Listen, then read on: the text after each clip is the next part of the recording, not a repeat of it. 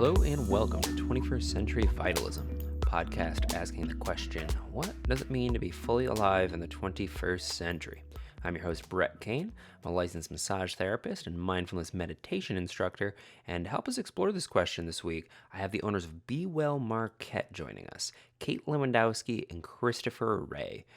Be Well is a wellness center located in Marquette, Michigan, which is the Upper Peninsula for those of you who are not privy to the area. It was founded at the beginning of the pandemic and was really intended to be a space where Kate and Chris could offer their respective practices while also bringing on a whole team of other practitioners who had really unique and special offerings. So, Kate has had a rich life of wearing many different hats, from wildlife researcher, veterinarian, yoga teacher, dancer, business manager, and now she's a breathwork practitioner. Christopher, on the other hand, has left a life of business management in the construction field to pursue bodywork, which has now been his main practice for, I think, 25 plus years. So, with such wealth of experience underneath their belts at this point, I really wanted to have the conversation on breath, namely how we can use breath to navigate difficult times in our lives and how we can use it to open ourselves up to more deeper levels of embodiment. This is a massive conversation, and I'm really happy that these two who have been working with this so intimately for such a long amount of time are able to really walk me through and help me lay the groundwork for a topic that I think is going to be coming up in the show fairly regularly. We start this off by saying, like, breath is such an integral part of the transformative process that I think is really going to be necessary for 21st century vitalism to be a thing. A big part of the show is we have to be able to mix both physiological approaches as well as philosophical as well as other materialistic approaches in order to really get a good sense of grounded energy while navigating this strange time that we live in. Your breath is the most immediate thing that you have control of, and really, as Kate says, in choosing how you relate to it, you really have a potent well of energy that you can then transform your life with. And like, that's not hyperbole. Like, this is a very radical practice. So I'm really glad that I got them to come on the show and share their wisdom with me.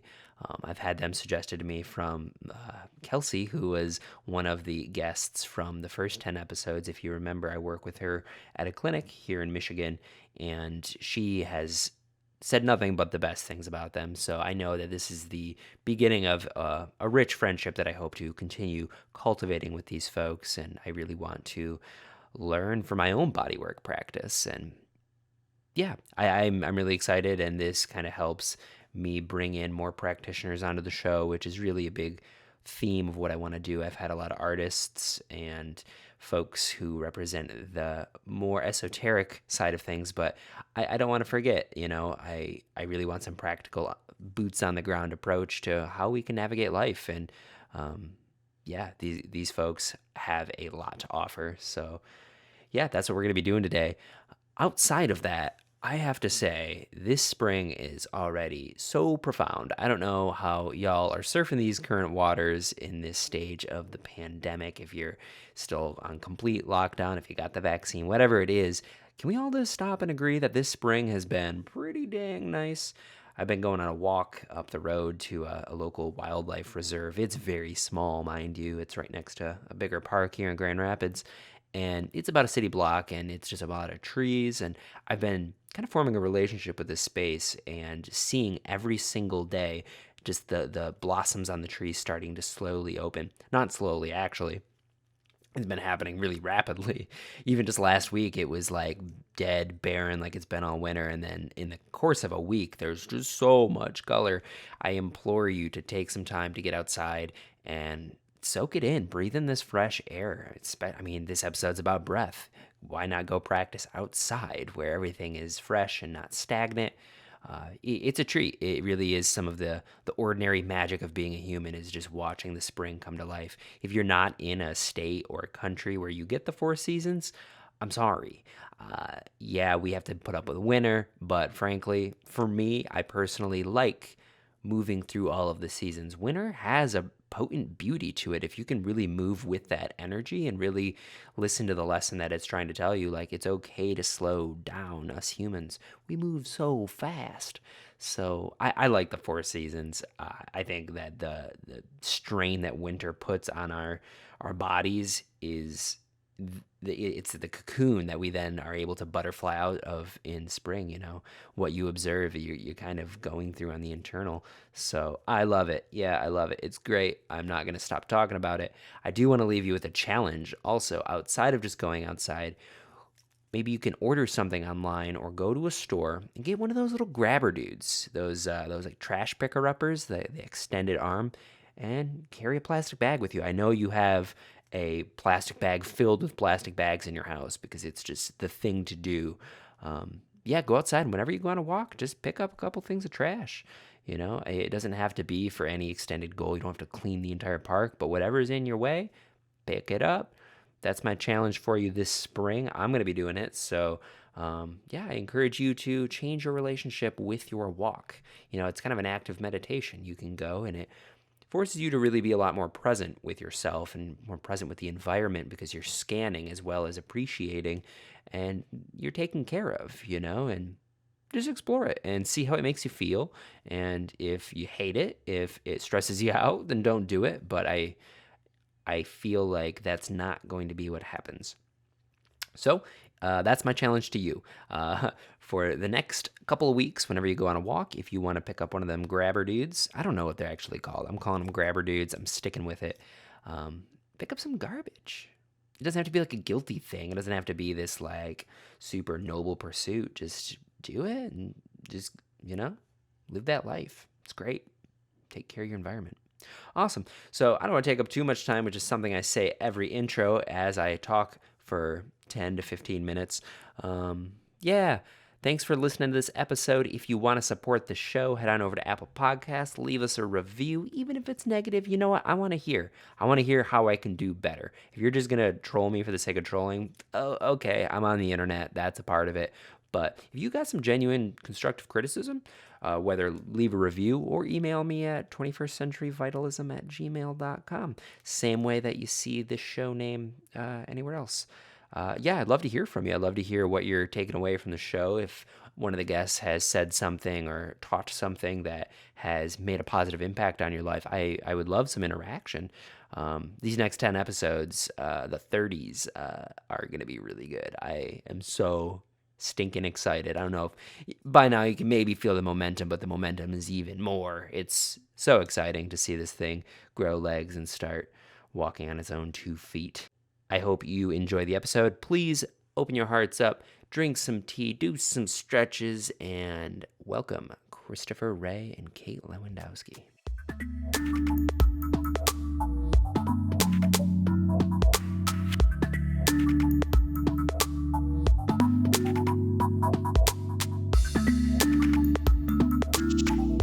Chris, hello and welcome to 21st Century Vitalism. How are we doing today?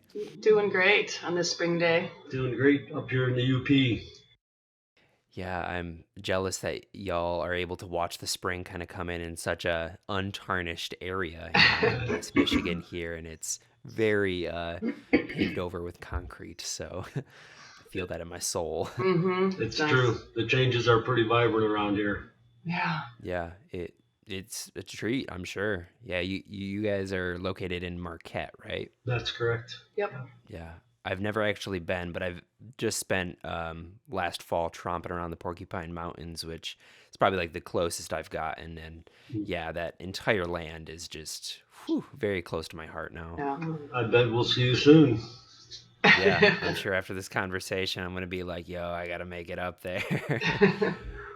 So today I really wanted to pick y'all's brains on the breath. This is such an important topic to me. This is something that I've really gotten into this past year. Oddly enough, while there's a global pandemic that targets the respiratory system, I think that this conversation is really vitally needed, and really just to elaborate on like how important and how workable this system in our body is. So to start us off, I'm just kind of curious, what what was your entryway into breath work, and what exactly is breath work when we say that term? Like, what is it that we're talking about? That's a loaded question. I mean, I guess I would first say that our breath, it is the interface between our outside world and our inside world. And so I've been working in sort of the health field and health modalities for 20, 25 years or so. And I was a surgeon, I was all these other things, and I've come around to the breath because it is our most basic tool. It is before food or water. It's the thing that gives us life before anything else. And so that is really what I focus on now is that breath work, because it's so powerful, because it's so useful. And I'd say my entry into it actually partly was through Chris, in that and I'm going to let him obviously elaborate on that, but the body work and noticing how critical it was to bring that breath piece into it. And as I started teaching with Chris and just observing people and students and the work and realizing what the breath was doing, I just started unraveling its potential. Yeah. That being said, basically my experience from it started in 96, I believe. I lived in Seattle for a year and in Portland, Oregon for 7 years. But the year that I spent in Seattle, I did 8 months of breath work with this woman, Vanita. And she was an amazing gal, and I would go in once a week for 8 months and just breathe with her for an hour and a half. And it was incredibly life-changing. I felt like I had done 5 years of therapy in 8 months, that kind of thing. Then oddly enough, that a dear friend of ours that I met at that time, Tracy, she actually is the one that taught Kate how to do breath work. And as any modality, whether it's massage or breath work, there's many different modalities of the breath, whether it's Wim Hof or rebirthing breath, or I can name a couple others too, but I find it's of great importance. And if the person isn't breathing during my bodywork sessions, they go home with this much when they could go home with this much. So very important. When you say that it was like 5 years of therapy, are we talking about like emotional therapy? Is this a means to kind of process the emotions? Are we talking more physiologically, or? Yeah, just therapy that people go in and talk to their therapist. Okay. For me, there's so many things that reside within our muscle tissue, old trauma, this lifetime, another one, it doesn't really matter. I think people spend an overwhelming amount of time analyzing and trying to pick things apart when they could just exhale it out. So yes, Brett, the short answer to your question, yes, it absolutely is. It's therapy for both the emotional body and the physical body, without a doubt. That's what I'm saying. It's our most basic tool for being a healthy human being. Yeah. Yeah. I always thought it was really interesting in that it's one of the only autonomic processes of the body that we can actually directly interact with. Like, we can't really control our heartbeat unless you're way, way deep into like a yoga practice or something. But like, breath is something that we all have access to. Exactly. And it really does mirror what you said, that it is kind of the doorway between the internal and the external. Yeah. So when we're talking about breathing for an hour and a half, I feel like there's going to be some people who are so unfamiliar with this, who are like, I breathe all day long. Like, what exactly are we doing in this hour and a half session that is creating these profound results? Sure. So it's basically developing a relationship with your own breath. So as you said, yeah, we can go through life and ignore our breath and do okay, because it is autonomic. But once we start to develop a relationship with it, we realize how much potential there is and how much power there is to adjust our experience between our outside world and our inside world. And that adjustment and our shift in perspective, emotionally or physically, has a lot to do with how we relate to our breath. And so an hour and a half breath session, I mean, again, there's so many breath exercises out there. They all work, every single one of them. Even if you're doing 5 minutes of yoga pranayama or an hour of holotropic breathing or whatever it is, all of them help you develop a relationship with your breath in one way or another. And you're developing resilience in the body. So for example, the kind of breath work I work with, it kind of puts the body into an over-breathing state. You're laying there and you're actually breathing more than you would physiologically need to be breathing in that moment. But that way the body has more oxygen, more fuel to address old scar tissue in the body, whether it's physical scars or emotional scars. It suddenly has all the fuel to be able to resolve it, to be able to heal and open and shift and change. And so within that hour and a half, people are experiencing all sorts of sensations. They're experiencing all sorts of thoughts or feelings or physical sensations. And it gives us the opportunity to practice how do we want to respond to it? Because that's a lot of it. It's like life throws things at us and it's suddenly in these situations, and how we get to make a choice at that point. How are we going to respond to it?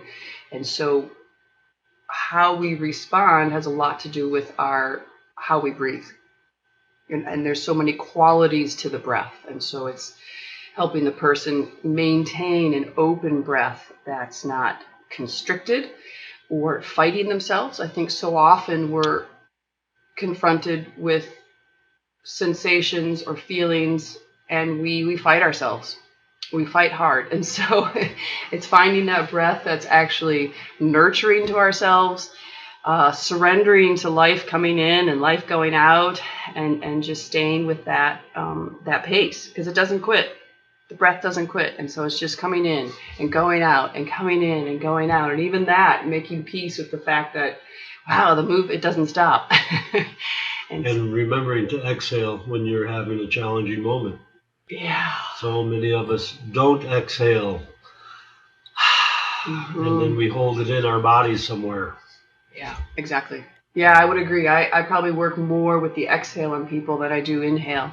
That seems to be trickier for people to access well. Yeah, I would agree. And, Kate keeps people breathing for an hour and a half. I keep people breathing for 3.5 hours. All my sessions since 2000 have been 3 to 4 hours. So really, I mean, I'll let people drift off a little bit and still go out to Never Never Land, but I always bring them back to their breath, because without the breath, for me, the breath is what gives the muscles permission to release and let go. So my sessions are all about long held compressions on different areas of the body. Typically, in a lot of those areas, there will be a blood stop also. So I will have the person take 15 to 25 breaths into one area, and then we'll go down just a bit lower to the next area, releasing years of tension that builds up. Kate and I always laugh about the word accumulation, but accumulation happens no matter what it is that you do or do too much of. So with that breath, I'm literally keeping the person breathing into those areas. And then when we lower to another area, the area that we had just worked on prior is now being filled up with blood and new oxygen, right?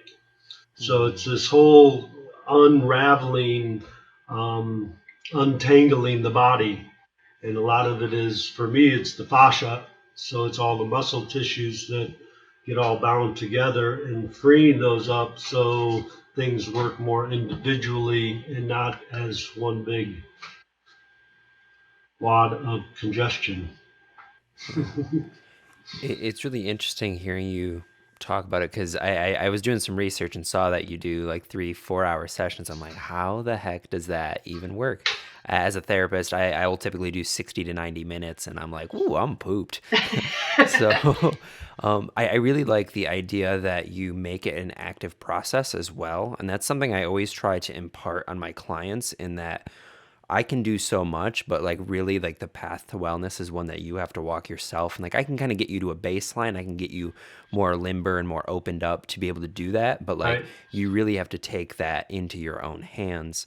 So the fact that you're bringing that into your treatments, I think is a really fascinating aspect. And, how do you keep people in tune with their breath? Is it like a kind of, you're just kind of like noting or just kind of saying like, hey, so what does Well, that look like? depending on the person, will depend on how many times I have to say breathe during a session. Yeah. Some people come in and they just go for it, and we're able to move all kinds of things in that amount of time. Um, but it's keeping them there. It can be very tricky. Women breathe much better than men. I can say Hmm. that. Do you have Um, any idea why? Like Women that's an have interesting breathing in their observation. DNA for some reason, and they're able to kind of go into it much deeper, where men tend to drift off a little bit more. And I have to kind of Hmm. keep them with the breath. The word that I start out the session with, I have a powwow with the person and talk about fogging the mirror. So that I think that's a really important thing, just to let the jaw open. And where a lot of people, when we get into an emotional area or an area they're not sure they want to let go of, they'll often you'll see them go to pierced lips and go trying to control the exhalation, or really long held or a long exhalation versus just a. And I mean, I've been doing this for 20, 25 years, and it's amazing after a couple sessions how people will honestly say not only is there a clarity of mind that they have gotten from it, but also a loss of worrying, or things that they used to worry about that just don't enter into their field anymore. Wow, that's amazing. It it's like involving this process where like they are still becoming responsible for letting go of that tension. It's like you're applying the pressure, but like it's through the breath that they're able to Mhm. actually process the emotional aspect. Is that kind of Absolutely. Yes. wow? And That's in, Kate and I have also incorporated, or we've been teaching self massage for 16 years.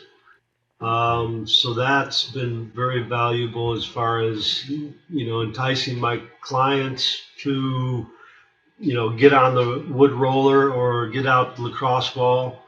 Kate would say you can do it with your water bottle and get into areas.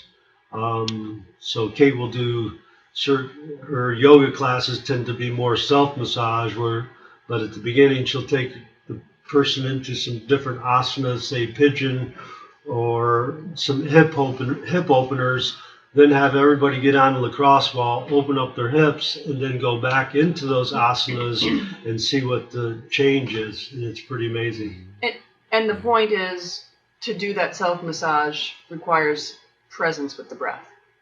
So you can roll around on any of those tools while you're watching TV or doing whatever, and that's fine. You'll probably get some circulation going in the body, some awakening up.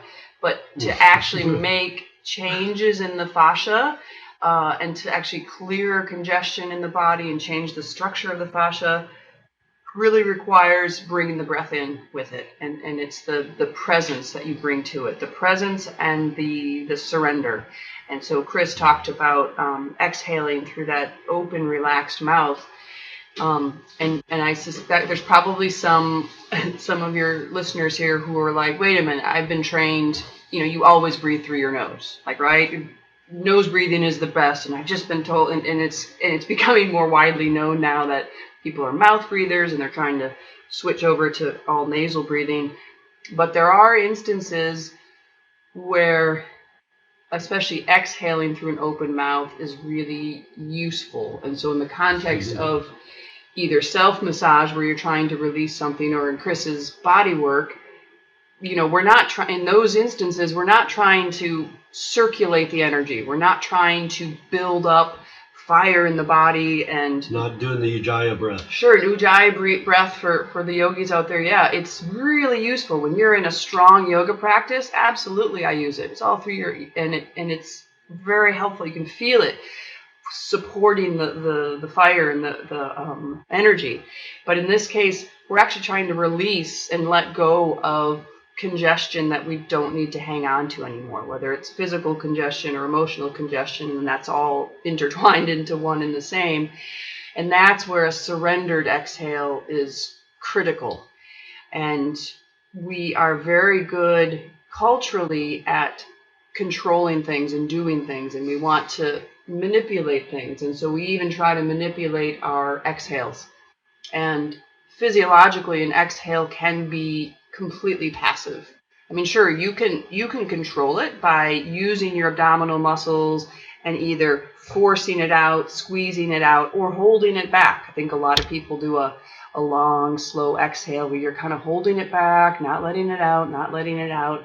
But in instances, for example, in a stressful situation, whether you just had a stressful moment or you heard something on the TV or whatever it is, that's exactly when you need to surrender the exhale, because we breathe in life, we breathe in all of that stress and suffering around us.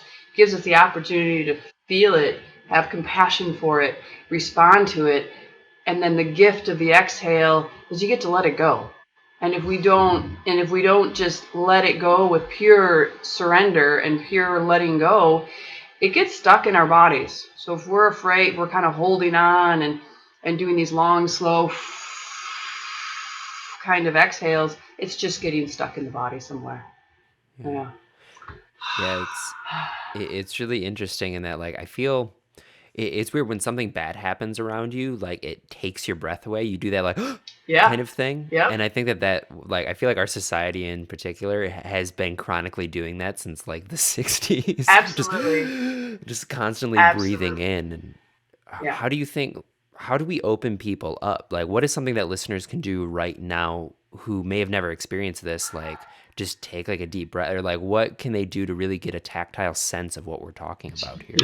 It's a challenging time. I mean, whether it's the environment or society or what have you, even more so. And yeah, I always tell people that we're doing much more than we do too much. Mm-hmm. And we're doing more than we've ever. It's crazy what we have to keep track of these days. Yeah. And just so for us, it's slowing down and simplifying, I think, is important. Yeah. Yeah. So for example, you asked for a tactile experience of it, and I would say listeners could, I mean, even in this moment, if you can continue to inhale through your nose, but let the jaw unhinge. So as you're sitting there, some people it's helpful to close their eyes. But even as you're breathing through your nose or mouth, doesn't matter, feel the jaw let go a little bit, unhinge, so that tension lets go in the throat area. And even the entire mouth and throat gets soft. It almost dissolves. So that mouth, throat, neck area gets out of the way. Because oftentimes we use that upper mouth, throat, neck area almost like we want to pull our breath in. We're working hard to like, okay, I got to get a big breath, especially when you ask somebody to take a big breath and you're like, and they just tense up mouth, neck, throat. So in this instance, sit, for a moment and just feel what it feels like to have the power of the inhale come from deep within the belly, the low back, the sides of the waist, the sides of the hip. So it's like it's getting drawn in from deep in the body so that the upper area, neck, mouth, throat, just stays out of the way. It dissolves. And a lot of that, the trick is we keep our jaws tight. And that can sometimes instigate that tightness there. So if you let the jaw unhinge, so it's just hanging there as you breathe. And so then for the exhale, I guess I would try, what does a passive exhale feel like? And you might try just to compare, because if you're not sure, well, what does that mean, passive versus active? An active exhale would be long and slow. So I don't know if you can hear me. A controlled exhale would be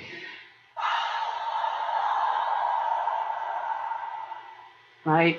Whereas a passive exhale, and it's going to be easier if you let it just out an open mouth, because it's a bigger doorway and it can just tumble out of your mouth.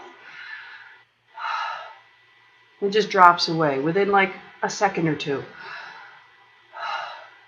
And that's it, it's done.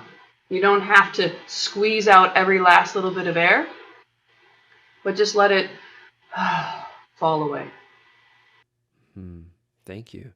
So it reminds me, one of the very first breath exercises I've heard about, and I don't remember, it was on another podcast, I don't remember who said it, but it was the idea of like rhythmic breathing, in that your inhale activates the sympathetic nervous system and your exhale activates the parasympathetic. So what this gentleman was saying was to count to like 1, 2, 3, 4 on the inhale, and then count to a beat of 8 on the exhale, just so you can kind of, because we're always chronically in the sympathetic state, we're always like really activated. So by extending the exhale, we actually are kind of fostering more of a parasympathetic response. What would you say with regards to what you just said, how that fits in? So I think the advantage of, so what you just described, it's a great exercise. It is also that is a controlled breath. That is a controlled exhale. And that's actually really useful if you're in a state of panic during anxiety attacks, panic attacks. Absolutely. And because it does, because in those moments, it's like life is having its way with us, right? The breath, it's like we feel out of control. And so by taking control again, by realizing, wow, I can regulate this. And it takes some effort, because when you're in those anxious moments, that sympathetic nervous system moments, absolutely, it's terrible. And you just feel like life is taking over. So controlling the exhale is a way to make that shift. So absolutely, that's where it's, I think, really useful. And again, even in a non-sort of panicky state, it's a good practice just to develop that relationship with the breath and how you do that. After that, so what I described is a shorter exhale, but it's very relaxed. It's very parasympathetic. It's very rest and digest, get it out of the getting out of that fight or flight mode and into the rest and digest mode, because we're letting go and relaxing. And that passive exhale is exactly the place where we get to rest and we don't have to do anything. Right? Wow. So in that sense, it's very, very much supporting the parasympathetic rest and digest system. So they both do that, but in different ways. Got you. That's why all modalities of massage are beneficial, because people are actually taking a moment to rest. Yeah. Yeah. In many ways. I've always found it to be a really interesting thing. I've started up a practice where I trade with a different therapist every week, just so I can absorb some people's styles. And as I'm interacting with a lot of different therapists, I'm noticing a lot of folks are making the distinction between medical massage and like the other massage. And I just think that that's like the way that I was taught was that like all massage is medical. So I don't really know why people keep feeling the need to like make that insistence. I'm not really sure where that comes from. I don't know. Do you guys have any insight into that? Well,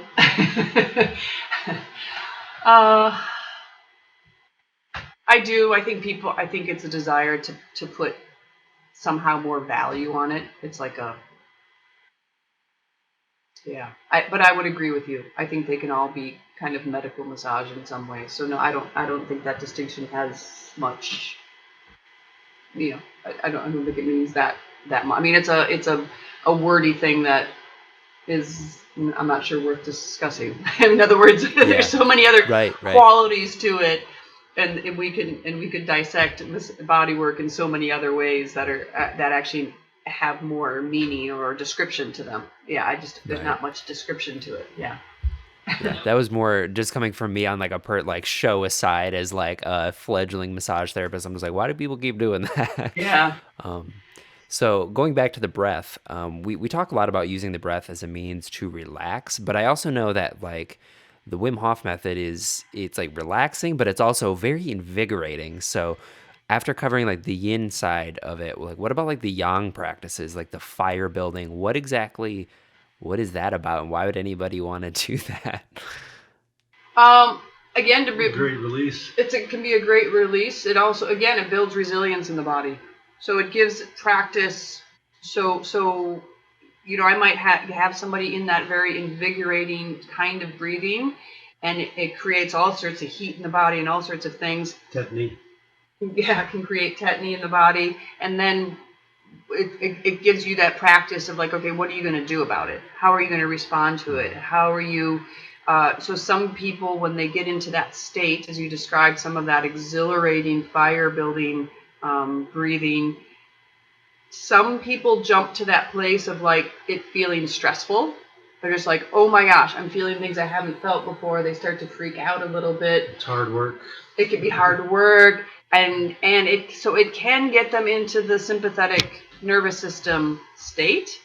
But what I found is a really powerful place is when you get into that state and the tendencies, you're like, oh my gosh, I want to kind of freak out here a little bit. Can you shift your perception? And so it's, again, getting out of your own way, realizing this is just another sensation. This is just craziness and tingling and heat in my body. And oh my gosh, isn't my body amazing? And it's just another sensation. And then it doesn't instigate any fear or reaction or stress about it. And then, so you actually choose to then shift into the parasympathetic mode, since you brought that up, that parasympathetic nervous system, that rest and digest. And it's almost like you can witness all of this amazing stuff happening in the body. And that's a really powerful place to be. And so again, you're sort of stretching the body into its capabilities. Wow. Yeah. Yeah, it seems like the breath work is really, it's a tool in cultivating agency and choice. Yep. Which I think is like really important for this day and age, because I think there's a lot of people out there who don't really have the sensation of choice. A lot of people are plugged into lives that have either been chosen for them or they've been kind of forced to go down out of just like needing to do it to make ends meet. So like having this like small grove in the forest that you can expand upon, it just seems like it is the most fundamental, direct way to create a sense of like, I have choice in my life. Absolutely. Like, what a gift. Absolutely. What a gift.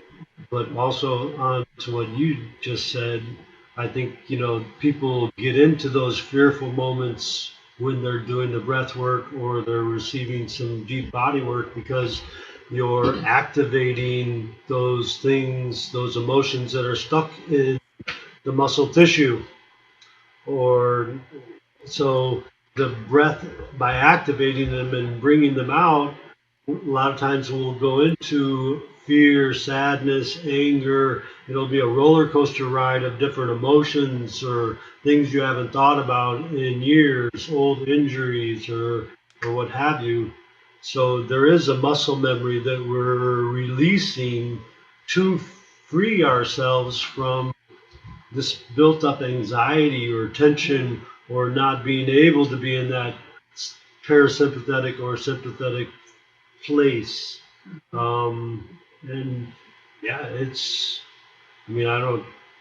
don't know how people can live day to day in the city, but yeah. As a Grand Rapidian, I feel that. There.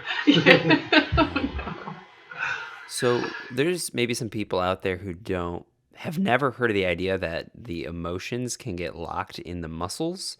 So like as a body worker, how would you describe that process to people and like what that maybe looks like?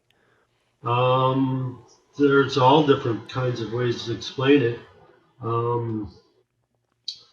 There's a book written by Robert Henderson, and he'll talk about different areas of the body that represent different issues, or excuse me, let me rephrase that. So, for example, the right shoulder can reflect issues with your father left shoulder can reflect issues with your mother. Weak knees can be associated with being materially taken care of and monetarily, but there was not a whole lot of love when you were growing up. Different things like that. But yeah, it could go even deeper than that in some ways. But Right, and even if you don't ascribe or put a certain body parts with certain emotions, I mean, Exactly. it can be anything. But how would you explain it? You can't untwine. I mean, they're so intertwined. I guess I would say, I used to say, 90% of our physical ailments have an emotional connection. I now say 100% of our physical ailments have an emotional connection. I'm just confident of that. There's no way you can extract the two. That we do hold our experiences in our physical body. Yeah. And you feel Are it. you Just two? how you, I think even some people that, when you say it's a new concept, I mean, I would think most people, even when you get a gut feeling about something, even when you're in experience and all of a sudden you get a little nauseous or you get butterflies. Well, there you go. You get butterflies in your stomach when you get nervous.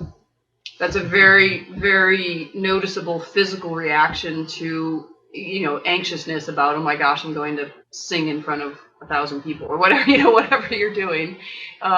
You get butterflies. So I think most people recognize some of that connection, or anybody who's suffered loss of a loved one, your heart hurts, right? It just hurts physically. heart pain is the worst. Yeah. Yeah. I feel like, I can vouch. yeah. Are I you think two I felt that. Are you two familiar with the work of Peter Levine Uh-huh. with Waking the Tiger? Yeah. I thought he had a really brilliant way of describing how when people go through traumatic experiences, their entire body, like their sympathetic nervous system activates. So it floods their body with like kind of like electrical signals. And unless you process that, unless you do an action to move that energy out, it gets locked in your muscles. Mm-hmm. And then you end up going into the same exact response as if the event was happening again when you get activated again. And I think that's actually what originally drew me to pursue bodywork, because the idea of working with those latent energies in people's bodies, and then on the other side, like the expanded state of awareness that comes from it. I think if we can understand that principle, then we can understand how to create expanded states of awareness from non-traumatized physiologies, even though I think everybody's got some trauma, Right. but That's is that something that Yeah, that's exactly it. And I would say a surrendered exhale is the quickest way to let go of those reactions that you just described. Those traumatic states, like in the moment. I'll catch myself even driving and it's kind of stressful and someone cuts me off or whatever, and I very consciously, and I just surrender my exhale, let it go, so it's not getting stuck in my body. Yeah, it's the quickest way. Mm-hmm. Yeah, people that I work on, they'll say, wow, there's some sadness in my elbow. When and they're just having a release wherever it can hide. We have all these different storage areas in our vehicle, and we can shift things. And I think that's the key component of this discussion. It's not complicated. Oxygen, the breath, will go into that muscle tissue and dissolve that old trauma or what have you. And it's quite liberating when you get that. Yeah. Then people realize, wow, I'm not stuck in that for the rest of my life. I can't let that go. I can't let that story go. Director, producer, and screenwriter of our own movie every day. And the Oh, star. I like that a lot. It's almost like it's the awareness that comes with the breath that allows the muscle to release. Like, do you think like the physiological, it's like it's oxygen reaching that area, or it's also like the intention that comes from like actively breathing into a space, or is it maybe the mixture of both? I would say both. Both. Yeah. Or some people will say 70% of all of our toxins, congestion, and funk come out of our mouth and nose via our lungs. The other 30% is peeing, perspiring, and bowel movements. So there's actual sustenance to the stuff that's coming out of our mouth. I also, when people go into tetany, you can see the energy flying out of their hands, this old stuff. I actually was so intrigued by it, I started weighing people before and after the session. And people literally will leave 2 to 3 pounds lighter than when they came in 3.5 hours later. I actually read something recently, and I'm trying to remember the numbers, but like if you let's say you lose 10 pounds of fat from your body, you're dieting or whatever. So I think it was like 7 pounds of that 10 pound, so like 70% of that fat, you literally breathe out of your mouth. Because most of it's moisture. So you're also exhaling, it's like the water you're letting go of, and so there is sustenance that we exhale. Yeah. It's not nothing. That's why I keep people breathing during my sessions. Yeah. I wanted to double back because you've said this word a few times, and I'm actually even unfamiliar. What is tetany? So tetany, it's kind of good question. It's a good question. Because people get freaked out by it. Okay, well, I mean, it happens.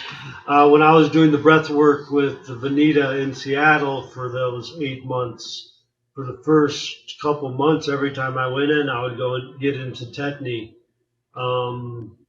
And I've asked many, many people about it since then. And I find that it's a lot of old fear being released from our body. But since people can't see what Chris is doing right now, it's basically it feels like being paralyzed a little bit. So what happens is your fingers, hands kind of curl in a little bit. They get stiff, and the jaw gets really tense and tight. Those are the primary places people feel it: wrist, hand, and jaw.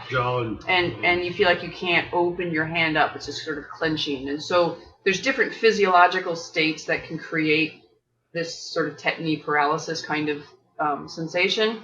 I mean, if you hyperventilate, you can create some tetany, but obviously in the work Chris and I are doing, we're not asking people to hyperventilate. But you can also, fear is a big one. So whether it's old fear or present fear, the chemicals that get released during the fear process often create it. And so Chris and I will see it a lot in the first sessions that we do with people, like some of the first massages or the first breathwork sessions that we do with people. First few times they come in, they'll get a lot of tetany, and then after that, they never have it anymore. It's almost like it feels like, unlikely. Anyways, so it's more like superficial, I guess, old fear sort of locked in the outer layers of the body. And then as you open the body more and open those outer layers, it doesn't seem to be there as much, and you don't get that reaction much. The layers to our onion, so to speak. So we always talk about how, getting first session is, or depending on how many sessions you get, but they can be quite challenging because of that, and you actually get fearful because of the fact that these old emotions are being released. So it's some pretty deep work for a lot of people to tap into that part of them that's been there all the time. They just have never been able to see it. It's really interesting that like one of the most primal responses that we have is to like hold and like bring everything in. And I think do you think that that's something that's like unique to our society, or is this like a human thing? Like we're walking around holding our breaths, not exhaling. When we have extreme fear response, we curl up, and it's like almost like returning to like the fetal position of like going back into the womb. which is kind of an idea I took from Thomas Myers, but like that is like the fear response is Absolutely. curling. Mm-hmm. But it's like we're on a societal level, I feel like oftentimes we're doing that on a psychological level. Like we're always retreating, we're always Absolutely. pulling everything in to try and like have that sense of safety. Absolutely. You know? Absolutely. And I don't think that's unique to humans. I think all mammals do it, probably reptiles and everybody else too. That, I mean, sure, safety is a word. It's in our DNA to just maintain our lives, right? And I think, but as you noted, societally, we've been trained to feel like the world is out to get us, and so rather than having these responses where we appropriately respond to unsafe things and then let it go. So I think, like Peter Levine would speak to the example they always give of like a gazelle getting chased, right? I mean, that gazelle is completely contracting its body to move really fast, but as soon as the tiger is gone and the fear isn't there anymore, the gazelle relaxes. And so I think we have just lost or are less capable of switching back into the parasympathetic mode, because we keep getting told that life is fearful and life is out to get us and we have to be careful, and realizing that there's a lot of times where we're safe, we're mostly safe. And we have to regain that trust within ourselves that, okay, in this moment, I'm okay. But when you're walking around the city, you have to have that on all the time, right? A little bit, or it's trickier to... You have to watch for the cars and da-da-da, and Right. we kind of acclimate to that fight or flight. Yeah. We've kind of like structured our society around that. Like to be in like a metropolis, it's very stimulating. And even if you're like used to it, like it raises your baseline level of like, you're always just like hyper aware. You're just never any like letting go. I suspect some people do it successfully. I suspect there's some people who can navigate all of that stimulus and still maintain like awareness, but in a relaxed state. And that's the trick. You can be relaxed, or you can be aware and stressed about it, or you can be aware and relaxed about it. You're just awake and responding. For how long? No, I'm sure there's some people that you could successfully do it. I just think it's a different skill than being not in a big city. Mm-hmm. Yeah. Very doable. Mm-hmm. We're capable. Yeah. We're very capable. I have no doubt that humans have that possibility. Yeah. That's kind of like what you were saying about like training like the resiliency. At first I like didn't really fully understand what you were talking about. I kind of figured it would get kind of fleshed out in the conversation, but it's kind of that like adaptability that this kind of work really helps you. And that's the word that keeps coming up in my head is like, this is training and adaptability. Yep. Absolutely. It's very simple. Yeah. It's not complicated. Yeah. It's so simple it eludes most of us. Yeah. It's weird. Like I like the term like simple doesn't necessarily mean easy because it is so simple. It almost makes it like it's just so easy to overthink. Yeah. And I just had another thought about like the idea of like contraction and like what that has to be doing for the health of everybody, like the physical health. Like I feel like a body that's constantly in the mode of contraction puts just a lot of strain on like all the organs and also like the musculoskeletal system. But do you think that this state of kind of contraction is what's causing, I mean, we're kind of an unhealthy society to a large degree. There's like tons of heart disease, digestive cancer. Like, absolutely. Do you think that don't get bodywork? Exactly.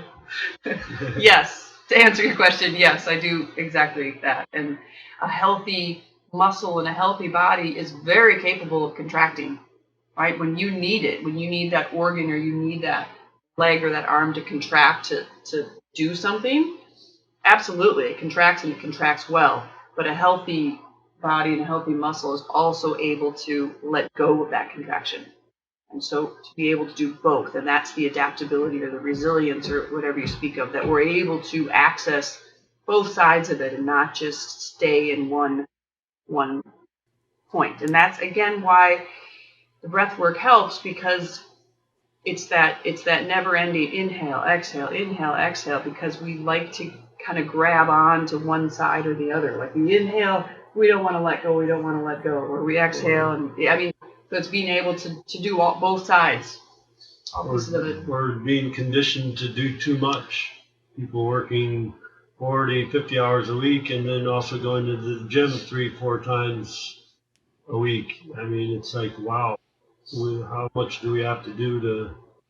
But I think in some ways that extra working out kind of helps people be in the city, that release, or that intense hot yoga, or things of that nature. Yeah. I tell traveling and doing sessions in many different places, I often would tell my corporate clients maybe it's time to buy a fishing pole. Just pretend you're fishing. Yeah. Because, we do too much. Yeah. Moving and grooving. Yeah, I think that's a big part of why people like the really hot kind of yang practices is because like it does give them this like micro moment in their life where they can process all that energy. So like gym culture is really popular and really accessible for a lot of people, but I really feel like that's like one of the most public ways that people can kind of access these more like inner systems that you guys are actually focusing more concretely on. It's like the more public way. And I don't know, that's just kind of an interesting thing that like our society has adapted to this and we just don't have the full context of what we're actually engaging with, I think There's just that no awareness on it. the art of doing some of that hot, powerful working out is if you can do that and still access your parasympathetic nervous system, which would be amazing. And that's a trick, and that takes some art. But I think that would allow the body to heal, because by definition, the rest digest mode, it's also when the body heals, as if it's running in the parasympathetic nervous system. So if you can be that active and still do it while nurturing the body and not letting the body think you're still running from a tiger, that would be a powerful place to be. Mm-hmm. So I wanted to also have a moment in this conversation where we kind of address like the current socio-political health crisis that we're in with we're the going on like the second year of the pandemic. So like, what do you think going forward at this current iteration as vaccines are making their way or whatever, while we're still in this kind of like window of like grave uncertainty, what do you think is going to be like the biggest challenge of wellness practices going forward? And like, what can we do to like help usher in a new understanding of health? Oof, that's a big question. Sorry, I Yeah. come in with the big ones near the end too, after we like No. work through a lot, then I drop the bombs. Personally, I was trained, I was a biologist, ecologist, veterinarian, and I just have great, great, great respect and awe in the diversity of life and the power of biology. And I feel like if people could realize that life wants to thrive, like our biology, our bodies want to heal and feel well, and biology actually supports that, and diversity actually really supports that ultimately. And so any wellness activity where we start retraining ourselves to realize like, hey, life is okay. Life is here to support me and support us. And it's going to be all right. Like that again, that we're not hiding from life. Wow. Yeah. Mm-hmm. Because it works. The process just works. And I have no doubt that biology is here and life supports that. Well, that was not the answer I was expecting, but I think it was the one that I needed to hear. That's great. Yeah. People are, and that we're way more powerful than we give ourselves credit for. And I think when I breathe. When I breathe with people for an hour, hour and a half, and they have these just amazing experiences and feeling, and they'll feel the greatest just love and awe, and really they're seeing themselves. They meet their angels. Well, and they're meeting themselves, and so the power when we do some of these more intense practices, it almost like peels away the layers just enough we get to glimpse ourselves, and we glimpse that whole worthy, luminous, unbreakable essence that we are. And when people get a glimpse of that, it's just, it's just endless heart-opening tears, love, like, oh my gosh, I had no idea how beautiful and amazing and powerful I am. Amen. Yeah. Amen.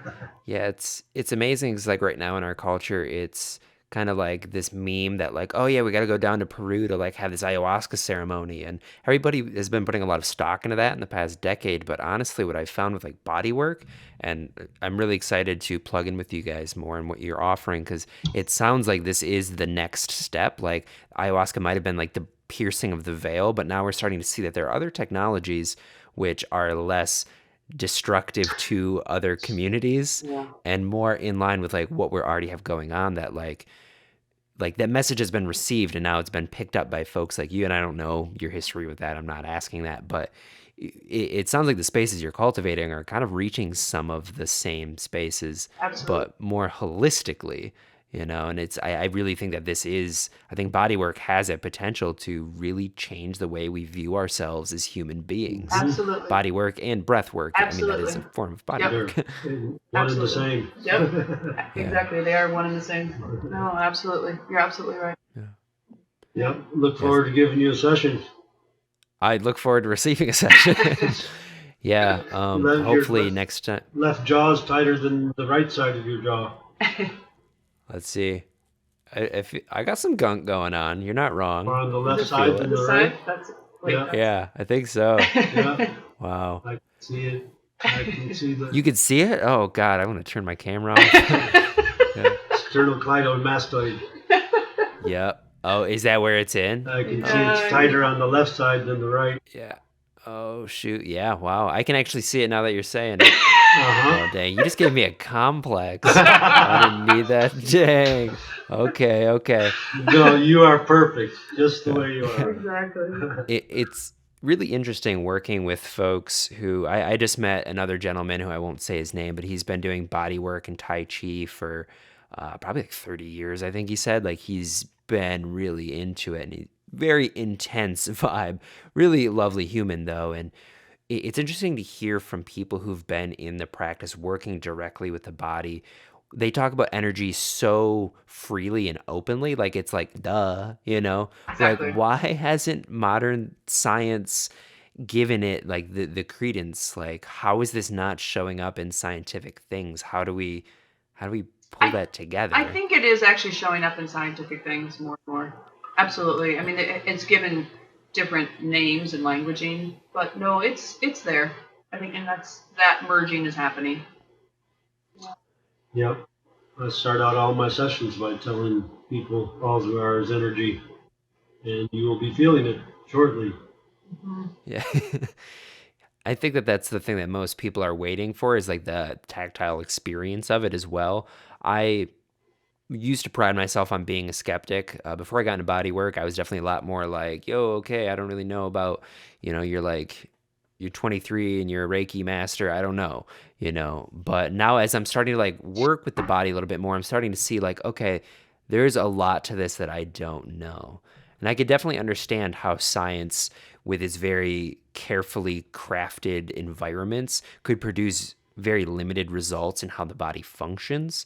And I feel like in the settings like you're creating, with like a 3-4 hour block of time of relaxation, the body naturally doing what it does, I think it does create different results than like a lab, and I don't think that it will show itself with the same observational tools and measurements.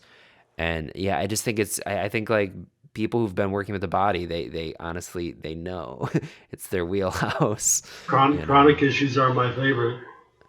Frozen shoulders, I mean, it's amazing how many people are walking around with pain unnecessarily so. Yeah.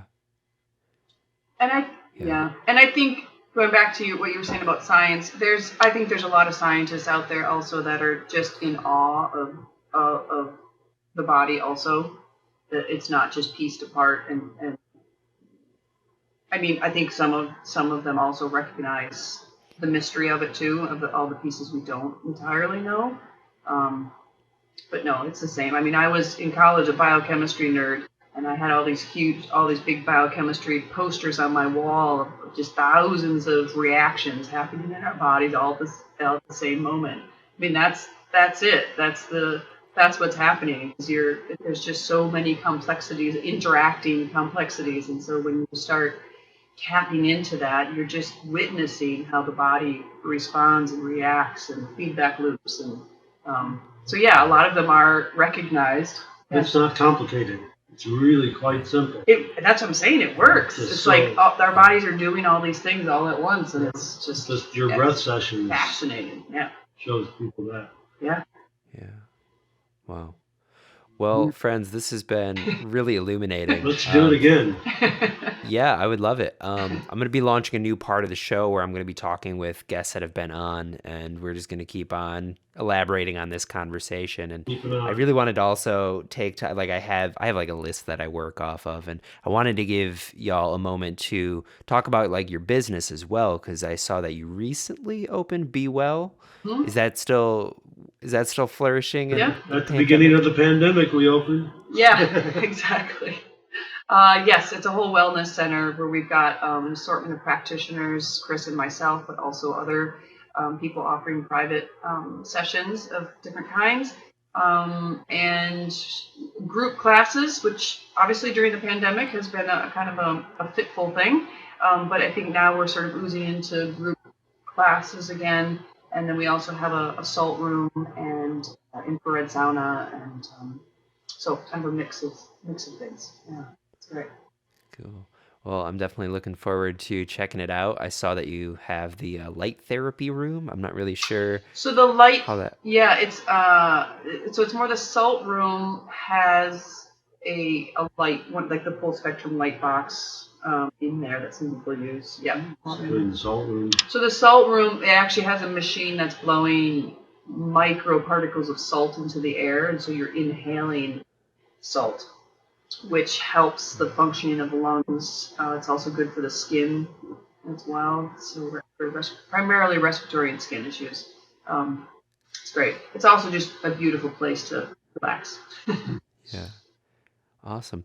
So before we let you go for the day, where can people find you and kind of stay in touch with all the happenings at Be Well? BeWellMQT.com would probably be the easiest. Yeah, MQT, of course, is short for Marquette, which is where we are.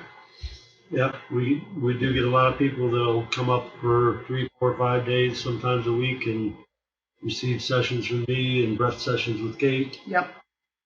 And they go home feeling pretty amazing. Wow. Are there Airbnbs in the area then, or yeah, absolutely lodging? In the same building as Be Well upstairs, there's 3 Airbnbs. Oh, that's useful. I know. And we have a couple others here on Lake Superior. Yes, a couple miles out of town. If you wanted to be on the lake, then we have those are available also. But yes, lots in the area. Awesome. Nice wellness retreat you got there. Mm-hmm. Cool. Well, Kate, Chris, thank you so much for coming on. I really appreciated this conversation. I'm sure the listeners will as well. Thanks, Brett. I appreciate it. Awesome. Appreciate it. Yeah. Have a great Sunday. Yep. You too.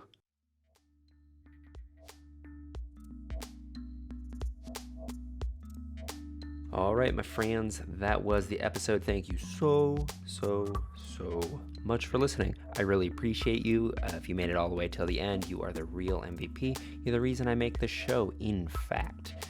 So that was Kate Lewandowski and Christopher Ray.